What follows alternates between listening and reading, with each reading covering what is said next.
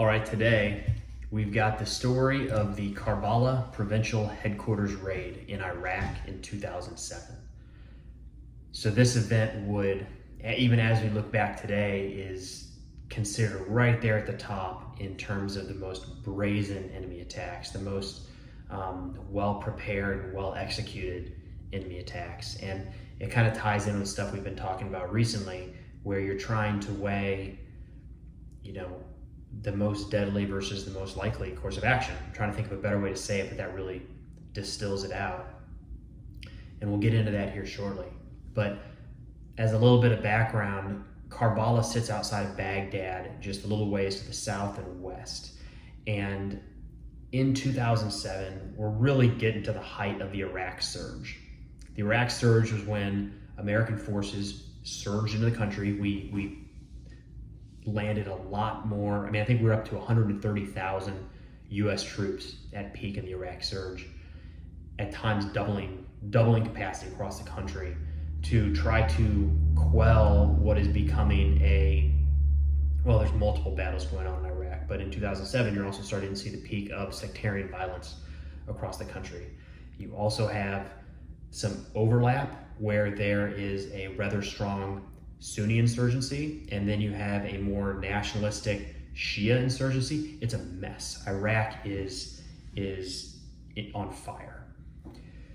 So units across Iraq are fanned out into city centers, just like we'll see in Afghanistan throughout the last 20 years. We're trying to be around the population, trying to influence support for local government. And again, the concept with counterinsurgency and with low intensity conflict, which is generally what we would call Iraq and Afghanistan, you want to be around people to show that there's support. As soon as you move away from the people, then they're at risk of being influenced by whatever adversary you have.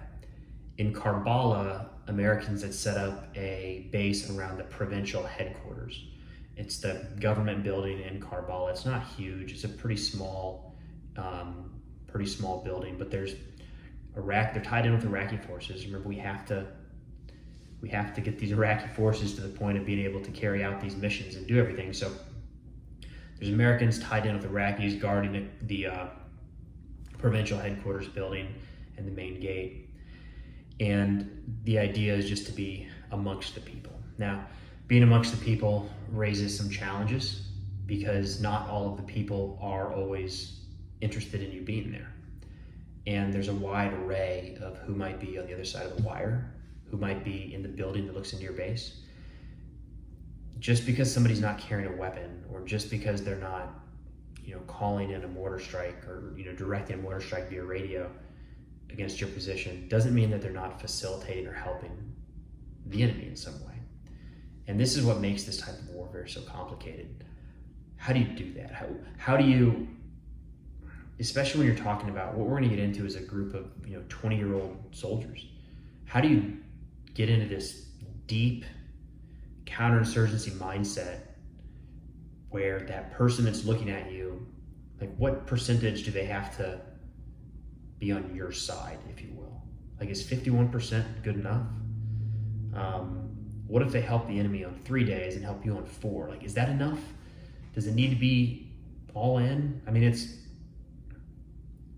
And how can you fault them either way? If they've got people on it, it's a tough spot for the Iraqis, and I don't mean to underplay that. But it's a tough spot for the American soldiers as well that are trying to figure out how do we treat these people around us? Are they all friends? Are they all enemies? The truth is, it's some incredibly complicated mix in between.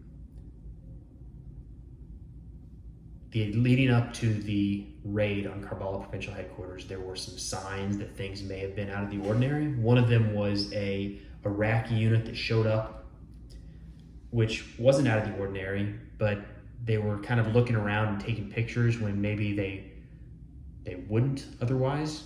What do you do with that? How do you prove that guy taking a picture in an Iraqi uniform isn't? It's a challenge, right? It's a muddy war. But then there's further issues starting to pop up that wouldn't be noticed until after. They really don't piece together until after this raid.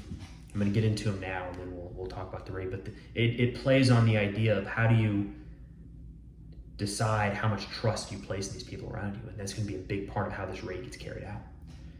There's people working in and around this this provincial center, and strangely, one after the other is not there. There's kids that run errands for the American soldiers, he's not there. There's a barber that works on post, he's not there. It's just the Iraqi police aren't, reporting as they normally would. In retrospect, things looked off. But at the time, every one of these guys has 100 things to do and 1 hour to do it, and it's easy for some of this to slip through the cracks and not be able to piece it together on the spot. But even if you could piece it together on the spot, I'm not sure we were necessarily well equipped to handle what happens on January 20th, 2007. Throughout Iraq, throughout the war, there would be VIPs, American, coalition, Iraqi, and they would travel not necessarily in what you would consider military vehicles. They'd be in SUVs. A lot of times they'd be up-armored SUVs, but the windows would be tinted. There'd be signs on them saying, danger, stay back. And they'd roll in groups, 3, 4, 5, 6. It might be American contractors, might be State Department, might be Department, you don't know, but it was a common sight to see this. These groups also don't really like to stop on the interstate. They don't really like to get held up in traffic. So it wasn't uncommon to see these VIP groups be moving around checkpoints. And I know that's not right, and that's not what you want to hear, that some people stop at checkpoints and others don't, or they're waved through quickly and maybe not searched as thoroughly. But that's the position that a lot of these VIPs would put soldiers in. So you learn that there's you stop everybody coming into the gate, but at some point you might get chewed out for stopping that VIP, and his guys come out and say, you don't need to stop us, we're so-and-so. We can go through, we're so-and-so. And it's a tough spot for the guy in the guard tower. It's a tough spot for the guy at the entry control point to understand how long do I hold this guy? It might be the Secretary of Defense, and it might be a mix-up. So you start to recognize things. It's just like if a Humvee rolls through the gate. It's an American Humvee with American radios and guys in there in American uniforms. Okay, you let them in. That's kind of what leads up to this attack on 20 January 2007. As the American forces are sitting inside their base, a unit rolls up to the gate. A series of these black SUVs, and in the black SUVs are people that speak English. They're carrying American weapons and they're wearing American uniforms. They're waved through security. They end up inside the compound. They exit the vehicles. They step out like they belong there. And again, why would anybody question it? Now at the gate, there were Iraqi guards. Whether those Iraqi guards didn't search them or were intimidated, there were some kind of mixed reports. One of them was that they were threatened, which wouldn't have been crazy for an American to threaten an Iraqi guard and say, let me through the dang gate. And the Iraqis say, okay, let him in. So they would have heard something like that before. Nonetheless, these SUVs end up in the American courtyard, in the courtyard of the American base.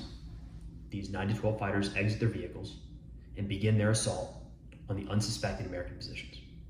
Unsuspecting because these guys in the base are expecting mortar attacks. They're expecting small arms fire. They're not expecting somebody to be in their compound as they sleep, as they're working on their computers, as they're resting, as they're wearing flip-flops. And that's what happens. They storm the building, 9 to 12 enemy fighters. In the process, they kill 1 and wound 3 American soldiers. They're just not, this is, well, I'm going to come back to that, the most likely versus most deadly. The attack was quick. 15 minutes, they're out of the compound. They're back in their vehicles with 4 American soldiers as prisoner. They start to exit the area. Now the alarm signals are going off. The word has been spread. American units are on the lookout now, understanding something's amiss. As these SUVs are being tracked out of the city, the people in the vehicles eventually make their escape, and the 4 American service members are found having been left behind and killed. So the end result of the attack would be 5 Americans killed, 3 wounded, and all of the enemy attackers would escape. Down the road, there would be a strike that would kill the suspected leader of this organization, but no retribution in terms of, or no casualties on the enemy side for this raid. So there's 2 things to dive into here. One is that most likely versus most dangerous. You can't, the most dangerous, all right, most dangerous is having the enemy inside your wire, having been let in maybe, or it doesn't matter, they're in. That's pretty dangerous. When it results in people being taken captive, that's got to be up there in the most dangerous course of action. But that hasn't happened yet in the war. That's not a common tactic. That's incredibly risky, to just walk up to the gate of your enemy and assume to be let in. So on the one hand, you have to plan for that. On the other hand, man, that is a tough ask. It's a tough ask to say, what am I going to do if I'm laying in my bed and 12 enemy fighters walk in the door? I mean, I got it. You can run that through your head, but to be prepared for that all day, every day for, I don't know how long these guys were there, 9 months, 12 months, a year, 15 months. You have to keep your sanity, have some level of, you have to be able to let your guard down at some point. You have to be able to understand when you're in a safer place and when you're not. Kind of be able to turn it off and turn it on. Inside the Karbala Provincial headquarters, American soldiers had turned it off. This was their place to let their guard down. This was their place to recoup for the dangerous and deadly missions outside the wire. They weren't ready for this. But it goes back into, how do you trust the people around you? It's not hard to understand. If you're an Iraqi watching the gate, it doesn't take some high advanced degree to understand when guard changes occur. You can watch these vehicles traversing Baghdad and Karbala and say, man, if I could just get one of those SUVs, that'd be a heck of a lot easier than getting an American Humvee. I wonder if they'd let me in. It's not hard to come up with the plan for this attack. What's hard is the execution of it. There's been a lot of, and it differs from what you'd see later in the war as well. Later in the war in Iraq and Afghanistan, you would see these attacks where people would try to get in the gate and they wouldn't be about taking hostages. They'd be blowing themselves up. So it'd be suicide bombers. It's a totally different tactic that would have, in this case, probably would have caused more casualties if they actually had driven in and detonated a vehicle. In turn, there was a lot of skepticism about where this attack originated. There was a lot of thoughts that there was some training or resourcing from nation states. There was a finger pointed at Iran. I don't know, as we sit here today, how proven that claim has been, but it's also not crazy to assume that Iran, well, we know that they were, as you'd expect, heavily involved in any military action that's taking place right across their border. So I'm not crazy to think that they would have some role to play in it. How direct? I don't know. That information might be out there, I just haven't seen it. Nonetheless, the raid on the Karbala Provincial headquarters on 20 January 2007 was one of the most brazen attacks against American forces during the entire Iraq War. And the result of that raid on that day, the Americans killed in action would be Captain Brian Freeman, First Lieutenant Jacob Fritz, Specialist Jonathan Chism, Private Jonathan Millican, and Private First Class Shawn Falter.